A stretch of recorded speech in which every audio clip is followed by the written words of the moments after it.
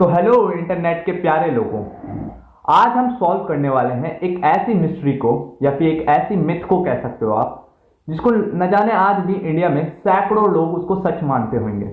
मतलब आज हम बात करने वाले हैं इंडियन फूड्स के बारे में, जिसको आप रोजाना खाते भी होंगे और लोगों को खिलाते भी होंगे।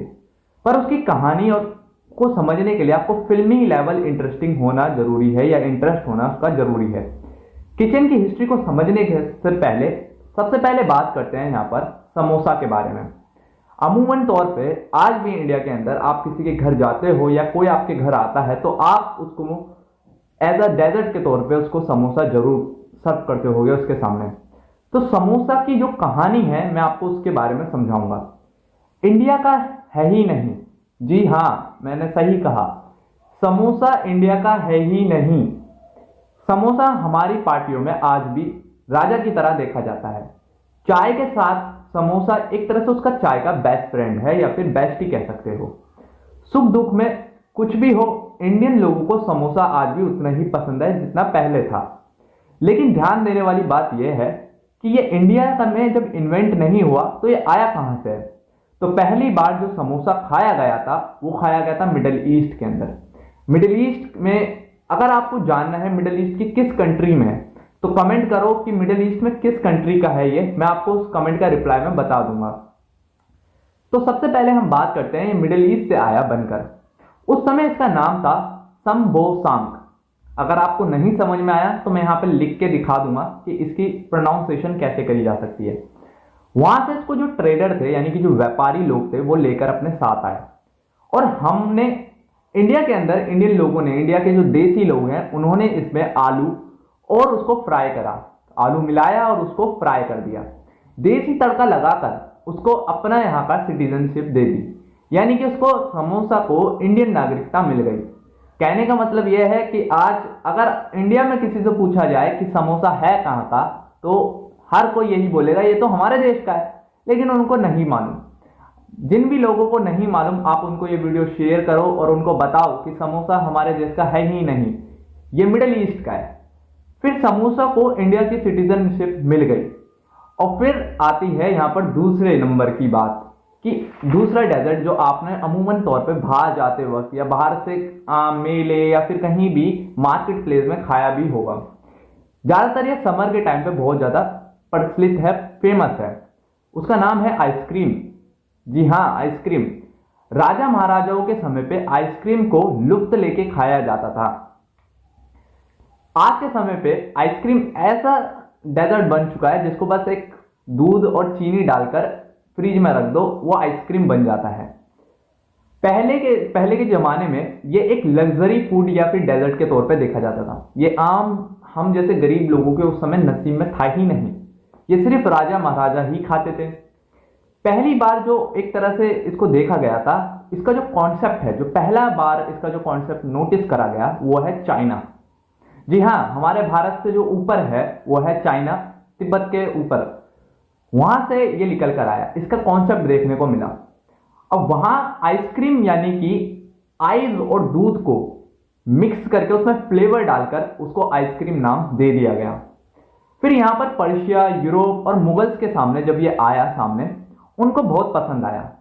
इवन इंडिया के अंदर जो मुगल्स थे वो तो हिमालय से आइस मंगवाकर इसको स्पेशली अपने लिए बनवाते थे एंड अपने गेस्ट के लिए बनवाते थे।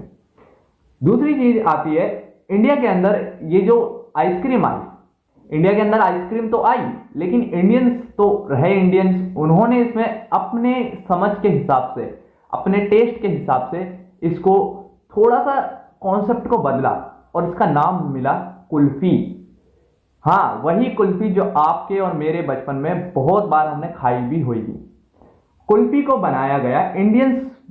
अब आइसक्रीम का जो पूरा कॉन्सेप्ट है वो तो फॉरेनर है, लेकिन जो कुल्फी का कॉन्सेप्ट है वो फुल देसी इंडियन कॉन्सेप्ट है जो एशियन कंट्री के अंदर देखा गया। फिर सबसे इंपॉर्टेंट चीज जो तीसरे नंबर पर आती है, जो आपने और मैंने न जाने सैकड़ों बार खाई भी होगी और आज भी अगर हम उसको देखते हैं, इवन उसकी फोटो भी देखते हैं तो मन कर जाता है खाने का, वो है जलेबी। जलेबी के बारे में बात करते ही टेस्टी, एकदम मुंह में पानी जैसा आ गया। लेकिन असली कहानी जलेबी की बिल्कुल उल्टी है, टेढ़ी मेढ़ी नहीं है, बिल्कुल सीधी है। तो जलेबी का जो ओरिजिनल वर्जन है वो पर्शिया से आया, जिसका नाम रखा गया जुलेबिया। जी हाँ, जुलेबिया। मैं यहां पे लिख के दिखा दूंगा, आप उसको गूगल पे सर्च भी कर ले। जी हाँ, मैं बात कर रहा था जुलेबिया के बारे में। तो हमने इसको जलेबी का नाम दे दिया। इसमें थोड़े से संस्कार, हमारे जैसे जो देसी लोग हैं, इंडियंस लोग हैं, उन्होंने इसको संस्कार में डुबो डुबो कर देसी रस में मिला मिलाकर इसको जलेबी बना दिया। आज तो बच्चे से लेकर बूढ़े तक, आज से क्या पहले भी थे, बच्चे से लेकर बूढ़े तक सब जलेबी के दीवाने थे। फिर नाम आता है चौथे नंबर पे, वो है नान। एक समय पे मुगलों के लिए गिफ्ट के तौर पे देखा जाता था।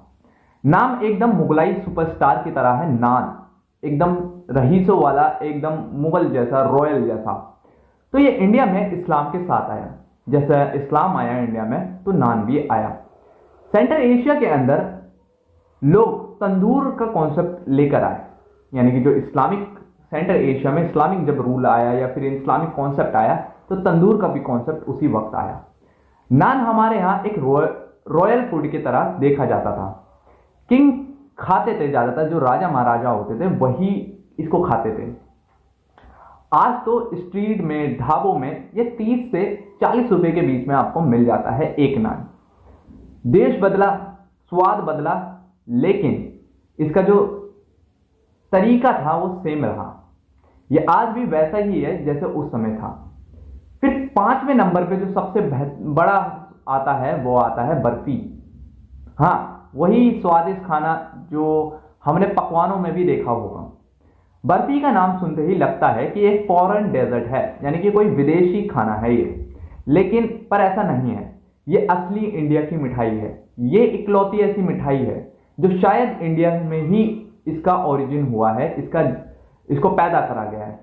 लेकिन थोड़ा थोड़ा ये लगता है कि इसमें पर्शियन इन्फ्लुएंस जरूर आया होगा, पर कॉन्सेप्ट और स्टाइल, मेथड सब यहीं का ही है। यानी कि थोड़ा थोड़ा सा ऐसा लगता है कि जो बर्फी है उसके अंदर पर्शिया यानी कि ईरान का टच सा दिखता है, बट ऐसा नहीं है। इसका जो पूरा कॉन्सेप्ट है, स्टाइल है, मेथड है और उसको बनाने का तरीका है, ये सब इंडियन है। बर्फी जो बेसिकली एक कंडेंसर मिल्क के तौर पे शुगर का इंडिया में जब कंडेंसर मिल्क प्लस शुगर को मिलाया तब इंडिया में एक मैथ जीनियस लेवल डेजर्ट बना। और मजा तब आया जब ऊपर से पिस्ता और कोकोनट डला इसमें, तो बर्फी का स्वाद कई गुना ज्यादा और ज्यादा स्वादिष्ट हो गया। दोस्तों, यही थी आज की वीडियो। इसमें मैंने आपको बताया कि इंडिया के कौन से ऐसे फूड हैं जो कि आप अमूमन तौर पर खाते भी होंगे एंड आपको लगता होगा यार ये तो इंडिया का है, लेकिन ऐसा नहीं है। वो इंडिया के नहीं थे। कुछ ऐसे खाने हैं जो कि मैं आपको बताऊंगा आने वाली वीडियो में, अगर आप चाहो तो, जो इंडिया में ही जिनका ओरिजिन हुआ है, जिनका जन्म हुआ है, लेकिन वो लगते ऐसे हैं जैसे कि फॉरेनर हैं। दोस्तों, कैसी लगी मेरी एक ट्रैवल सीरीज जो कि टेस्ट के ऊपर थी? आपको समय के पीछे लेके गया मैं, और मैंने आपको बताया कि किस तरह से आप जो सोचते थे, जिस आपकी जो ये मिथ थी, उसको मैंने क्लियर करा। अगर आपको ये पसंद आई है वीडियो तो मेरी इस वीडियो को लाइक जरूर करें, कमेंट करके बताएं कि आपका फेवरेट खाना कौन सा है या फिर आपका कौन सा डेजर्ट आपको पर्सनली पसंद है। और हाँ, खाओ भी और नॉलेज भी कमाओ, यही वीडियो की मेरा टाइटल है। खाते जाओ और नॉलेज लेते जाओ। मिलते हैं अगली वीडियो में, तब तक के लिए गुड बाय।